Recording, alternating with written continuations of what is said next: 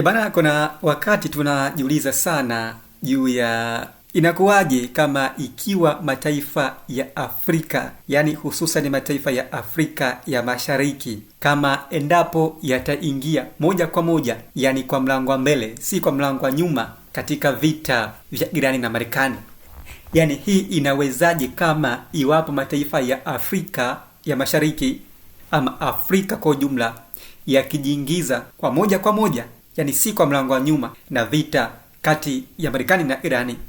Na tunajua fika kabisa kwamba athari mbaya sana za vita hivi kati ya Iran na Marekani si tu kwa mataifa ya wapiganaji, yani kwa mataifa ambayo yanapigana vita kule Mashariki ya Kati, nikimaanisha kwamba taifa la Marekani ama taifa la Irani ama taifa la Israeli ama wale washirika kule Mashariki ya Kati kama vile Bahrain, Kuwait, Saudi Arabia, Qatar na mataifa mengine ambayo yako ndani ya Mashariki ya Kati, lakini pia inayozunguka Ghuba ya Uajemi. Sasa athari hizi zimekuwa zikiyakumba mataifa hata yaliyoko huku ukanda wa Afrika, hasa ukanda huu wa Afrika Mashariki, ambapo kutoka Afrika kukaribia Asia Magharibi ama kukaribia pale ambako fukuto la vita linapigwa katikati pale Mashariki ya Kati ni karibu sana. Yani kutokea Afrika ukienda hapa Misri, ukienda Syria, kuingia ndani kabisa ya vita vinavyopigwa si mbali hasa. Na kuna bahari ya Hindi, kumbuka, na bahari ya Hindi inapeleka ama inaleta mizigo mingi sana kutokea kwa mataifa haya Mashariki ya Kati. Hapa nachotaka kuzungumza, sina dhamira ya kukulia bando lako, wala sina dhamira ya kukufanya uwe disappointed. Kama nakufanya uwe disappointed, tafadhali achia, yani toka katika video hii, kwa sababu nimeona maoni ni mengi sana wakati nikitoa uchambuzi wangu. Watu wamekuwa wakizungumza mengi sana. Sasa kama unaona nazunguka sana ama naona natoa kila kitu ambacho wewe ukitaki, basi tafadhali achia video hii. Sasa naenda moja kwa moja kwenye pointi kuu, ni kwamba namaanisha kwamba mataifa ya Afrika yamekuwa yakipata athari ya moja kwa moja kutokea katika vita vya Irani na Marekani, kwa sababu miongoni mwa bidhaa nyeti na muhimu sana na taasisi ama mashirika makubwa ambayo yanasambaza, ambayo yanahusika moja kwa moja na usambazaji wa nishati ya mafuta na gesi kwa mataifa ya Afrika, wengi wao wanafanya importation kutokea kwa mataifa hayo ambayo sasa hivi yana athari mbaya sana ya vita vya Irani na Marekani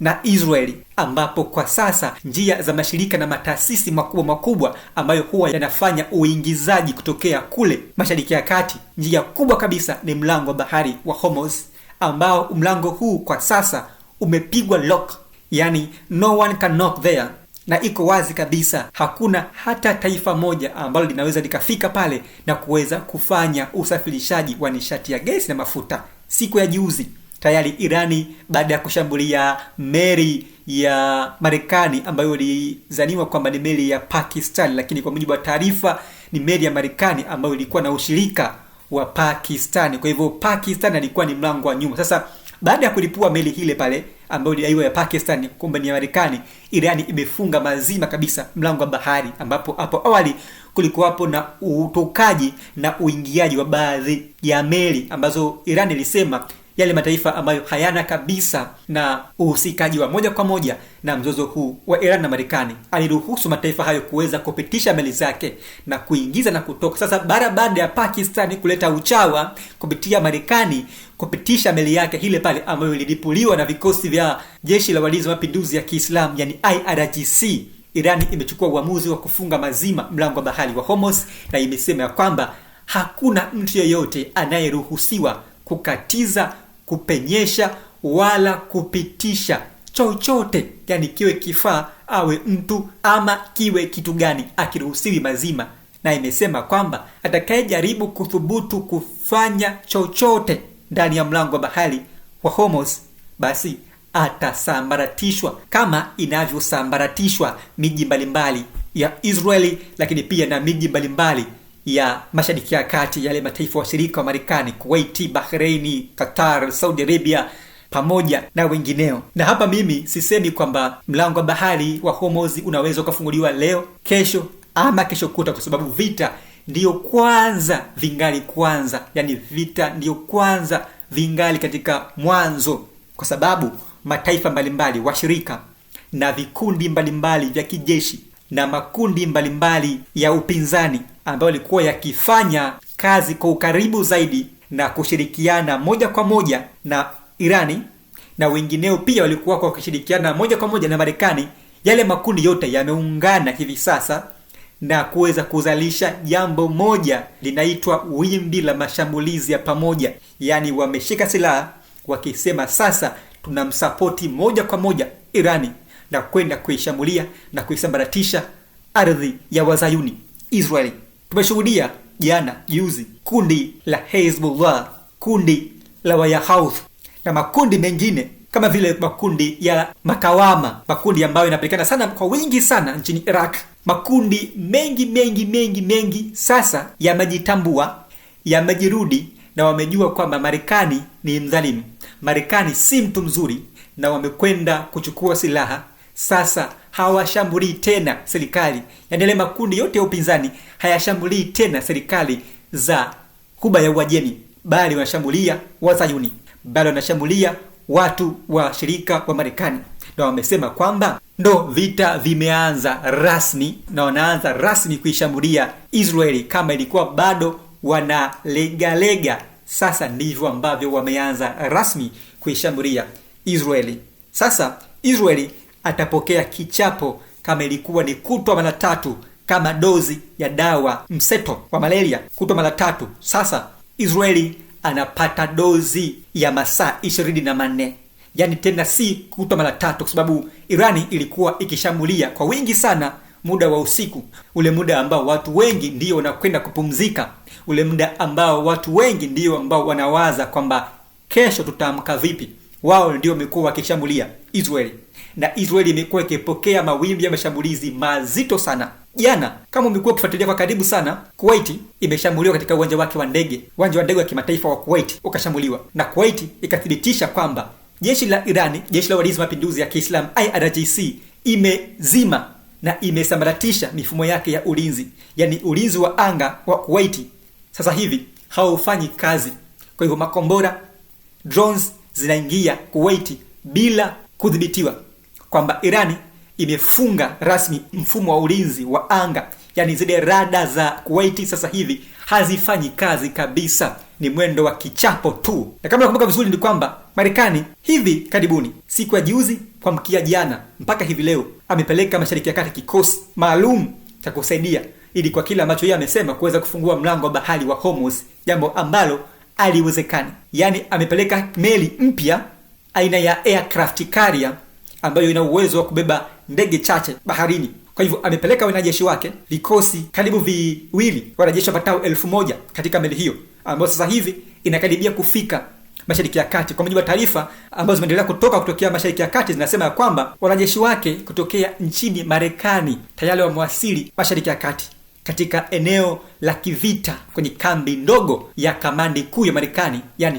CENTCOM, ambapo hapa Marekani inasema kwamba kupitia taarifa ya Pentagon, idara kuu ya usalama na ulinzi ya Marekani imeeleza kwamba karibu wanajeshi 3500, kumradhi kwa kutaja namba ambayo sasa hii ilikuwa ni 1000, sasa wamesema taarifa ya jeshi inasema kwamba si tena 1000, na wanajeshi 3500 wa majini, yani vikosi vya majini, Naval Force Unit, wamewasili CENTCOM Mashariki ya Kati katika meli ile pale kuunga mkono mashambulizi yanayoendelea katika meli ya USS Naval Carrier yenye uwezo wa kurusha ndege vita na kupokea ndege vita, lakini pia na kutoa mashambulizi kwa kutumia makombora, mizinga ambayo inatokea moja kwa moja kutokea pale katika meli ile pale ya USS Naval Carrier.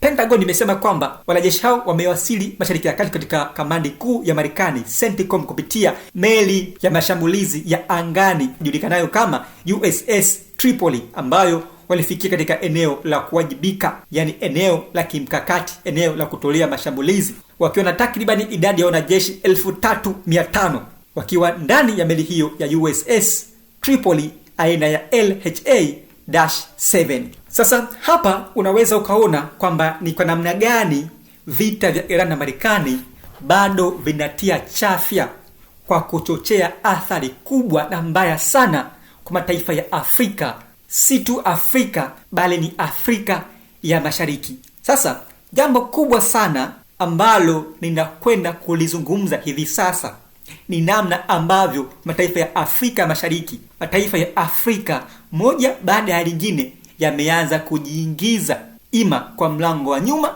ima kwa mlango wa mbele, yani kwa njia ya moja kwa moja ama isiyo ya moja kwa moja. Na hapa unaweza ukashtuka sana, nikwambie, shusha pressure, shusha pumzi. Kama umeshikilia glasi ya maji, iweke chini. Kama umeshikilia sahani ya udongo, iweke chini. Na kama umeweka earphone moja masikioni, nyingine umeweka chini, basi chukua earphone zote mbili, weka masikioni, alafu unisikilize kwa makini sana. Na kama unahisi na kuchosha, basi achia. Sasa taarifa kubwa kabisa na nyeti na taarifa ya muhimu ni juu ya uingiliwaji ama kujiingiza kwa mataifa ya Afrika. Juzi tulishuhudia taifa la Uganda kupitia mkuu wake wa majeshi ambaye pia ni mtoto wa rais wa Uganda, Bwana Yoweri Kaguta Museveni, alizungumza akisema kwamba yeye ana mpango na anadhamiria kujiingiza katika vita vya Irani na Marekani, akisimama upande wa Israeli. Hapa aliibua fukuto, aliibua ukosoaji mkali kwa mataifa haya washirika wa mashariki mwa Afrika, yani Afrika ya Mashariki, ambapo moja taifa hilo ni Tanzania na mengineyo mengi sana, ikiwemo Kongo pale ambapo unashuhudiwa mgogoro wa muda mrefu sana baina ya M23 na serikali ya Kinshasa. Sasa hivi leo taarifa iliyoshtua watu wengi sana, na naweza hapa wasiamini, na wanaweza hapa wakaona kama vile ni mzaha, ni taarifa thabiti. Taifa la Kenya, majirani zetu hawatokea 254, taifa la Kenya limearifiwa kujiingiza moja kwa moja katika mzozo wa vita vya Irani na Marekani, mzozo mkubwa kabisa ambao hata mataifa makubwa yanasema kwamba kuna athari za moja kwa moja katika mzozo huu. Sasa kuna watu hapa tayari wameanza kujiuliza kwamba kivipi Kenya imeingiaje katika mzozo huu? Yani Kenya, wa Kenya hawa kila siku wameshuhudia mgogoro ya pana pale. Kila siku wamekuwa wakiandamana. Serikali yao wenyewe haijiwezi, serikali yao wenyewe haina uwezo wa kujimudu. Taweza vita hivi vya Mashariki ya Kati, vita vya Iran na Marekani. Imewezaje Kenya kujiingiza humu, na imekuaje? Au huyu mwamba mtangazaji ni muongo sana? Imekuaje? Sasa nikwambie kwa taarifa yako, taarifa hii ni ya kweli. Na taarifa hii ipo kama ifuatavyo. Sasa Kenya haijaingia ya mwenyewe peke yake. Kenya imeingia katika mzozo huu wa Iran na Marekani mara baada ya kupigiwa simu ya wito. Simu ya wito imeita kwa Bwana William Samuel Ruto kutokea nchini Kenya, mashariki mwa Afrika, ambayo Kenya ndio ilikuwa ikihost vikao mbalimbali vya kamati ya Jumuiya ya Afrika ya Mashariki. Yani alikuwa kwa mwenyekiti wa Jumuiya ya Afrika ya Mashariki, ambaye hivi sasa amekabidhiwa mzee mmoja mwenye umri wa miaka 40, mwenye umri wa nusu ya miaka yake ambayo ameishi duniani. Yani ana miaka 80 na kitu. Sasa yeye amekaa madarakani kwa miaka 40. Ni aibu kubwa sana kwa mataifa ya Afrika. Ni aibu ambayo ya wazi kabisa. Amekabidhiwa mwenyekiti Bwana Yoweri Kaguta Museveni wa Afrika Mashariki. Sasa simu imepigwa na simu imeita kwa mataifa ya Afrika Mashariki. Taifa la Kenya, Ruto amepigiwa simu na kiongozi mwandamizi, kiongozi wa ngazi za juu, yani high rank leader from UAE, Falme za Kiarabu, Umoja wa Falme za Kiarabu, United Arab Emirates. Bwana Samuel Ruto amepigiwa simu na kiongozi wa serikali ya Falme za Kiarabu UAE, ambaye huyu ni naibu waziri mkuu wa UAE, Sheikh Abdullah bin Zayed. Na simu hii imepigwa siku ya kuamkia leo Jumapili, yani usiku wa Jumamosi, ambapo amempigia simu Bwana Samuel Ruto, William Samuel Ruto, ili kuweza kujadili namna bora na namna njema ya kuweza kuvikabili vita vya Irani na Marekani, na akimbainishia Bwana William Samuel Ruto athari za mashambulizi ya makombora ya Irani, ambayo kwa kile Bwana Abdullah bin Zayed ameeleza kwamba yasiyochochewa na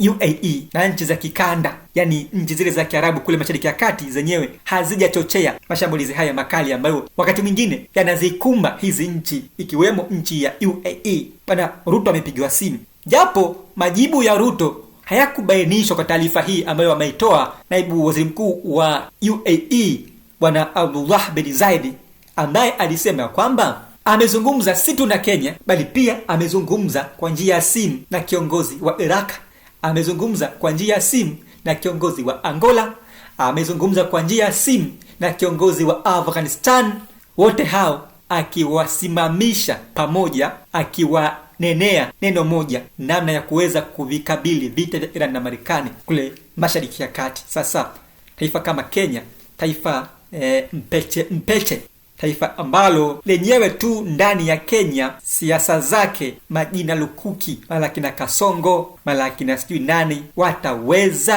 kuvikabili vita vya Iran na Marekani? Na kwa nini bwana mdogo, bwana Abdullah bin Zayed amempigia simu Kenya William Samuel Ruto? Kwa nini? Na kwa nini asipigie simu taifa mengine? Kwa nini amempigia simu Kenya bwana Samuel Ruto, Iraq, Angola na Afghanistan?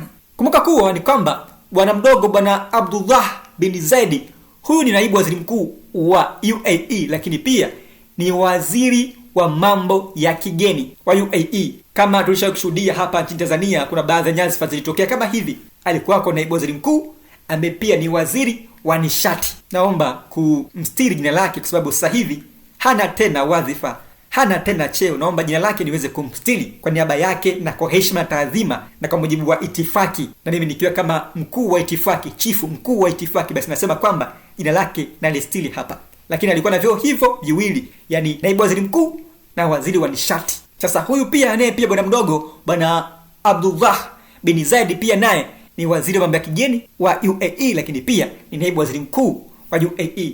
Kwa nini Kenya amepigwa simu? Kwa nini si mataifa mengine? Tufahamu hivi. Sasa nikwambie tu kwamba Kenya na UAE, hawa watu wana makubaliano, wana uhusiano wa karibu kuliko taifa lolote lile la Afrika ama Afrika ya Mashariki. Ni makubaliano ambayo yana historia pana sana, yana historia kubwa sana tangu miaka ya nyuma, lakini kwa hivi sasa ndio ambako nakwenda kuchimba siri hii ambayo pengine ulikuwa uifahamu, ambayo pengine ulikuwa hauijui. Leo utakwenda kuijua. Kwanza kabisa, Kenya imeweka makubaliano yasiyo na uwazi, makubaliano ya kibiashara na UAE, makubaliano yanayoitwa CEPA, yani CEPA, ambapo Kenya na UAE zilifunga ndoa ya makubaliano haya, ambayo makubaliano haya kwa mujibu wa UAE yanahusisha moja kwa moja ushirikiano bainifu wa kiuchumi, yani Comprehensive Economic Partnership Agreement, CEPA, CEPA. Hapa moja kwa moja makubaliano haya yanalenga mambo makuu matatu. Mosi, kuondoa na kupunguza ushuru wa bidhaa kupitia bandari ya pwani ya Kenya, bandari ya Mombasa, bandari ambayo ndiyo bandari kubwa inayopitisha mizigo mikubwa kutokea mataifa mengine ya hasa haya ambayo yana utajiri mkubwa mafuta na gesi Mashariki ya Kati. Sasa wameweka makubaliano ya siri ambayo hayako waziwazi, ambayo hayajulikani na watu wengi kupitia mkataba huu wa CEPA, ambao kama nilivyokuambia, moja nimeshakwambia tayari, kuondoa na kupunguza ushuru wa bidhaa. Mbili, kuongeza mauzo ya bidhaa za kilimo kutoka Kenya kama vile chai, kahawa na nyama, ambao Kenya wanazalisha kwa wingi sana mazao hayo, mazao ya chai na kahawa. Tatu, kuvutia uwekezaji wa UAE nchini Kenya, yani kuwaleta zaidi wawekezaji pale nchini Kenya katika sekta za nishati na miundombinu. Kuna wakati fulani hapa nyumbani 255, sisemi wakati gani, sisemi kiongozi gani, kwa mujibu wa itifaki, naomba nitunze ni stili ya majina ya viongozi hao, kulikuwapo na maneno mtambuka juu ya uwekezaji wa Waarabu katika bandari hile pale ya Salama, bandari ya Dar es Salaam. Fukuto kubwa sana liliibuka kwa wapinzani. Kulikuwa na maneno ambayo ilifikia hadi ya kushikana mashati, ikidaiwa ya kwamba 255 inawekwa katika mikono si salama, mikono si ya kiafya ya mwili na akili, mikono ya Waarabu. Sisemi sana, sitaki niingie sana huko kwa sababu kuna mambo ambayo hayako kiitifaki. Tuendelee. Kwa hivyo makubaliano ya Kenya na UAE ya tatu yanahusu moja kwa moja kuvutia uwekezaji UAE nchini Kenya katika sekta za nishati na miundombinu. Hivyo ni vipengele vya namna ya mkataba wa CEPA unavyoweza kufanya kazi katika taifa la Kenya. Lakini pia mkataba huo pia unahusika moja kwa moja na uwekezaji mkubwa, yani uwekezaji mkubwa wa miundombinu, ambapo UAE kupitia kampuni zake kubwa kama vile DP World, bila shaka nilivyosema hivi hapa DP World, basi kila mmoja amenielewa kwamba niliposema bandari ya Dar es Salaam ilikuwa mikono ya ina heng heng, tayari imeshaeleweka. Mradi wenyewe ni kama huu wa DP World. Twende sawa hapa. DP World ambayo imekuwa inahitaji kuwekeza kwenye bandari ya Kenya, bandari ya Hesa, bandari ya Mombasa ambayo inaitwa Mombasa, hasa Mombasa na Lamu. Hatari sana. Kwa mujibu wa DP World, ili kuwezesha kuboresha usafirishaji wa mizigo katika kanda ya Afrika Mashariki, pia ushirikiano kwenye sekta ya teknolojia na nishati jadidifu. Nikisema nishati jadidifu ni Kiswahili fasaha kinachomaanisha nishati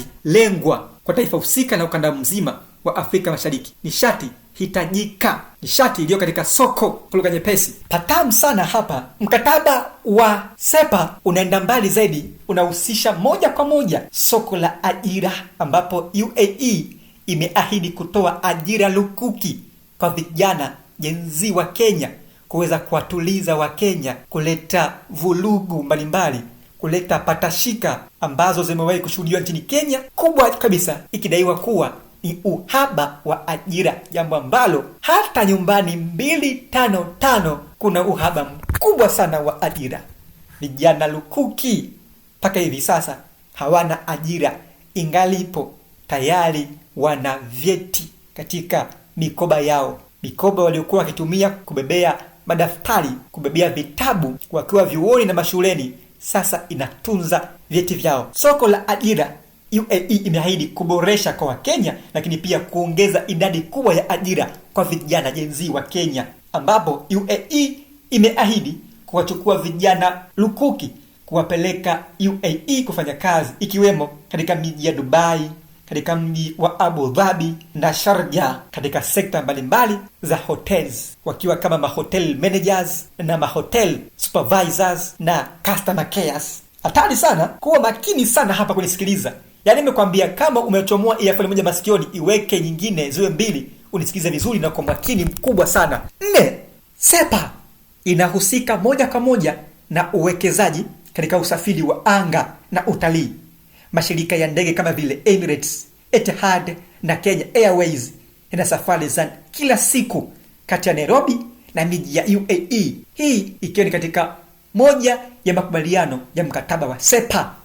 Hatari sana, kwa makini hapo. Sasa licha ya makubaliano haya ya SEPA, lakini bado Kenya imekuwa ikilalamika kutendewa ndivyo sivyo na UAE. Yani ikilalamika kunyonywa, ikiwemo kasoro katika haki za wafanyakazi. Wafanyakazi wamekuwa wakilalamika wakifanywa madhila makubwa sana, manyanyaso, mateso katika falme za Kiarabu. Nyingine ni urahisishaji wa visa. Wa Kenya wamekuwa wakifanywa figisu za kubadilishiwa visa. Yani amekata visa muda wa miaka 5, muda wa miaka 4, unafika muda wa miaka 3 anakwenda kukoya pipa, anaambiwa kwamba visa yako imekwisha muda, visa imebadilishwa, kwa hivyo unapaswa ukate visa nyingine. Manyanyaso hayo ambayo Wakenya wanapitia. Kwa hivyo SEPA ina jukumu na ina mpango wa moja kwa moja kurahisishiwa kwa mambo haya kwa Wakenya. Sasa bila shaka kidogo hapa mtazamaji umepata majibu thabiti ya maswali yako kwamba kwa nini UAE imepiga simu